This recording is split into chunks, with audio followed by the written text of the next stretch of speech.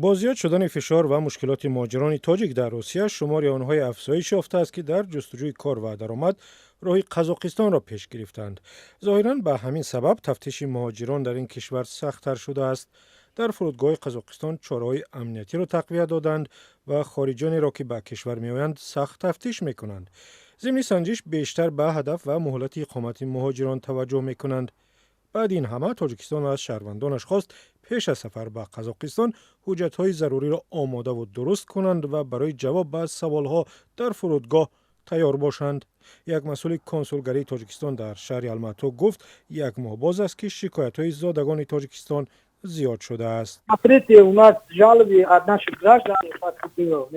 شکایت ها از جانب شهروندان ما وارد شد که ما را در فرودگاه تا دیر باز می دارند و می پرسند. ما هم در فرودگاه بودیم. واقعا چنین حالت ها هستند.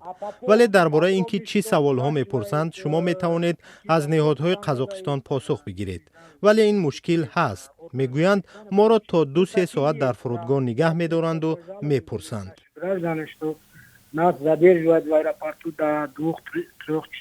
دیپلماتی تاجیک میگوید این حالت به حمله تروریستی در مسکو ربط ندارد، ولی مؤلف این نوار که در نزد ایستگاه راه آهنی آستانه ثبت شده است بر این باور است که سخت‌تر شدن تفتیش و پرسش‌ها به حمله در کراکو سیتی پیوسته است. قزاقستان ضرری همو مسکو رسیده.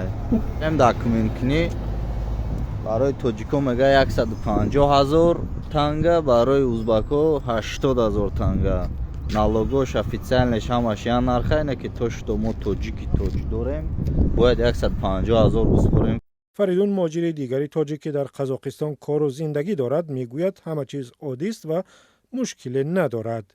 وضعیت اکنون ما ضبط قزاقستان область اکتوبر در نظر دارم. اکتوبر اورست وضعیت سوزای دیشنا من نشنیدم ندیدم. من به 100 تامین شهر در تاجیک است وضعیت رومای سوزای رنگ پیشینه وزیرجده اگه مقصد الماتا استانه دا باشد اگر ممکن برای خیاگ یک میشد که ویدای بهار میشد و میشد که بچه‌ها تکمیلشون نکنن برای که نالوگ پالوگ دولت انسپارن دولت دلگان دا خود شد این ممکن نمی حساب شدگیش ممکنه ده. برخی از مهاجران تاجیک هنوز از روز 7 می به رادیو آزادی شکایت کردند که در برابر تفتیش و سنجش‌ها در فرودگاه‌ها در خود قزاقستان هم عملیات‌ها به ضد مهاجران شروع شده است. وزارت کارهای داخلی قزاقستان هم از انجام عملیات در ولایت اولوتاو خبر داد. پلیس 16 شهروند خارجی را که سندهای ضروری را نداشتند بازداشت کرده است. 9 نفر آنها زادگان تاجیکستان بودند.